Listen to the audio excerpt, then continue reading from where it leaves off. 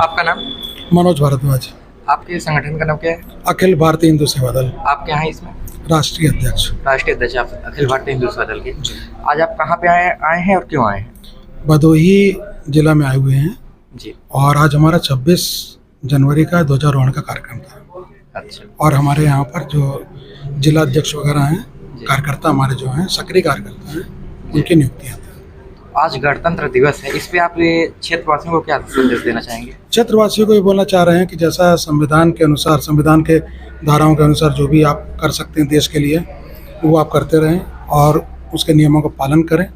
उसमें भी तरक्की है, कोई ज़रूरी नहीं कि हम कोई कानून तोड़ते हैं तभी तरक्की होती है देश की या हमारी तरक्की होती है। आप कानून के दायरे में रह करके भी अपने आप को सर्वोच्च बना सकते हैं, देश को आगे ले जा सकते हैं। जैसा कि आप एक हिंदूवादी संगठन के नेता हैं और राष्ट्रीय अध्यक्ष भी हैं, और 22 जनवरी को रामलला जो हैं उनका उद्घाटन हो चुका है मंदिर का, तो आपको कैसा लग रहा है? अब इसके लिए तो कोई शब्द नहीं है, निशब्द है इसके, इस खुशी के आगे। अब तो इंतज़ार है काशी का, इंतज़ार है मथुरा का। अच्छा, ये बताएं, जैसा कि राम मंदिर का उद्घाटन हुआ है, लेकिन बहुत से साधु संत ऐसे भी हैं और जिनका ये कहना है कि जो मुहूर्त था 22 जनवरी वो चुनाव को देखते हुए रखा गया है, इस पे आप क्या कहना चाहेंगे?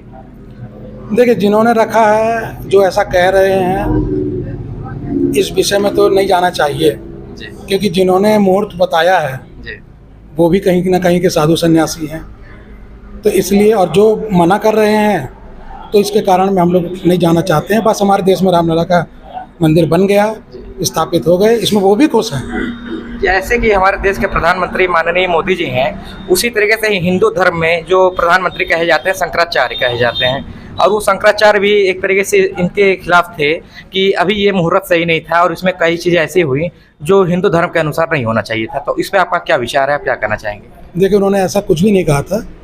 नहीं, हमने बयान देखा है, उसमें काफ़ी शंकराचार्य ने ऐसा बयान दिया है कि ये समय नहीं सही है और जो पूजा उनको करवानी चाहिए वो मोदी जी कर रहे हैं, ऐसा उनका कहना है। तो इस पे आपका क्या विचार है?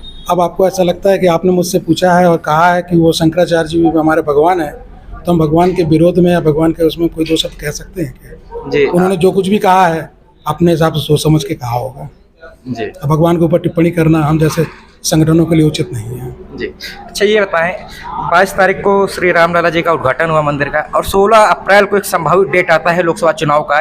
इलेक्शन कमीशन की तरफ से ऐसी एक घोषणा की जाती है कि संभावित डेट है, ऐसा लोगों के सामने रखा गया है।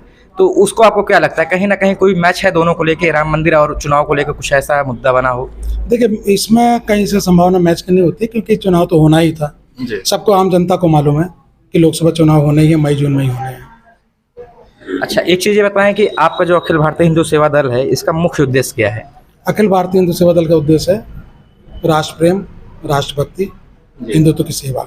तो ये हिंदू संगठन, क्या हम इसको किसी तरीके से भाजपा से जोड़ के देख सकते हैं, या किसी राजनीतिक पार्टी से, या गैर राजनीतिक संगठन है ये? पूर्णतः गैर राजनीतिक संगठन है। जो हिंदू हित की बात करेगा वो देश पे राज करेगा, वो चाहे किसी पार्टी का हो। तो आपके संगठन का जो उद्देश्य है वो सिर्फ हिंदू धर्म को ही है कि सभी धर्म के सभी समाज को कोई मतलब विकास करना आपका उद्देश्य है? संगठन का क्या उद्देश्य है? मतलब आप सिर्फ हिंदू धर्म को देखेंगे, आपका मानना है कि सभी धर्मों को एक बराबर देखते हुए उनका विकास होना चाहिए? देखिए, हिंदू, ये डिवाइडेशन वाली बात नहीं करेंगे हम जी। जो भी देश में नुकसान नहीं कर रहा है देश का जी, और जो देश के संविधान का पालन कर रहा है, हम सब उसके साथ हैं। बहुत बहुत धन्यवाद।